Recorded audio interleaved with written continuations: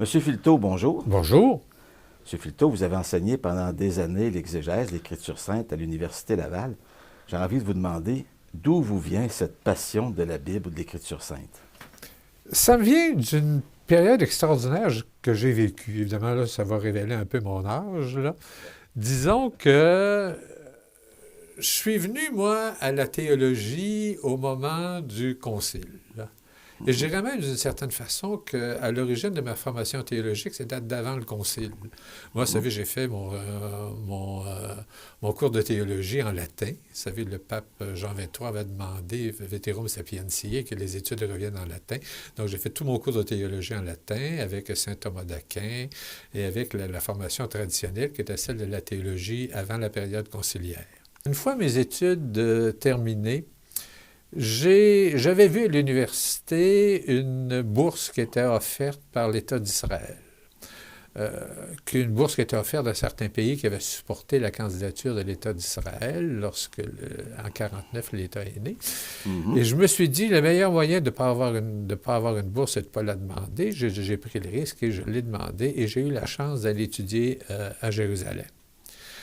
Et à Jérusalem, j'ai découvert, évidemment, j'étais étudiant à l'Université hébraïque à Jérusalem, j'ai découvert, évidemment, l'archéologie, l'histoire, j'ai découvert aussi tout le milieu, tout le pays, un pays que j'ai visité à pied. Moi, j'étais étudiant à ce moment-là avec pas des gros revenus, même la bourse permettait de vivre, mais disons que c'est un pays que j'ai visité à pied. Vous savez, la géographie, ça s'apprend par les pieds. Je me souviens, moi, avec des étudiants là-bas, on prenait l'autobus juste à la veille du Shabbat, puis on se rendait le plus loin possible, puis on revenait à pied. Le jour du Shabbat, on revenait à pied. Donc, le pays, je l'ai fait à pied. Mais il y a eu peut-être quelque chose encore plus profond que ça que j'ai découvert en Israël. C'est qu'à l'Université hébraïque, il y avait un cours en particulier où j'étais le seul chrétien dans la classe. Oh! Et le professeur s'en était aperçu parce qu'à cause de la Bible que j'avais entre les mains, j'avais la Bible de Jérusalem. Donc, à ce moment, il s'est bien aperçu que je n'étais pas juif. La Bible complète. C'est ça, oui, avec l'Ancien et le Nouveau Testament.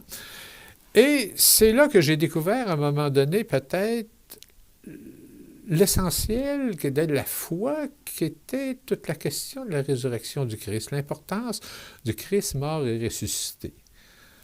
On dirait qu'on aurait dit, par exemple, on aurait pu dire qu'après des études de théologie, j'aurais dû être conscient de ça, mais disons que, bon, la Pâques, c'était une fête importante, la mort et la résurrection était importante, mais je n'avais pas découvert encore ce qu'était l'essentiel du Christ mort et ressuscité.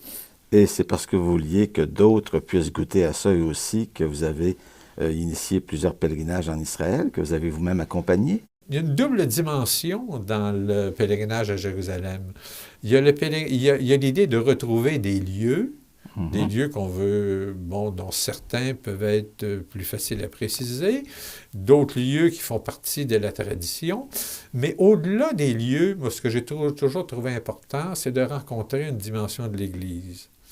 De se dire, par exemple, à un endroit, par exemple, prenons le lieu de la multiplication des pains, par exemple, on est loin d'être sûr scientifiquement que c'est l'endroit exact. Hein? Mais au-delà de ça, il y a une dimension importante. Il y a de se dire, à cet endroit-là où on est réunis aujourd'hui, près du lac, on regarde les paysages et ainsi de suite, depuis des centaines et des centaines d'années, des chrétiens ont lu le même texte. Se sont rassemblés ici. Correct? On fait mémoire du lieu. On regardait le même paysage. C'est comme si, au-delà de la rencontre de lieux, de paysages, on rencontrait la foi de générations et de générations de chrétiens qui ont trouvé comme une grâce de se retrouver dans un endroit comme celui-là. C'est toujours fascinant, mais je dirais, de voir comment vous êtes capable d'aller chercher le symbolisme ou le sens caché des lieux, des objets. C'est peut-être une sensibilité qu'on a perdue à notre époque moderne, d'ailleurs. En tout cas, l'an dernier, vous avez livré une conférence, il y a peut-être 2 ans, à la cathédrale ici à Québec, sur l'architecture de la cathédrale et toute la signification de ce qu'il y a à l'intérieur. Vous étiez associé à un jeune architecte qui est venu présenter ça avec vous. Là, vous venez de publier une brochure très intéressante sur l'Église et la paroisse de Saint-Jean-Chrysostome. Nous vivons dans une église qui a mal à son histoire. Mhm. Et ça, je pense que, comme Église au Québec, hein, actuellement, nous avons mal à notre histoire. Ouais. Et à un moment donné, comment peut-on avoir un avenir si on n'a pas d'histoire? L'histoire, elle est là, hein, pour nous dire le pourquoi. Elle est là pour nous dire qui nous sommes.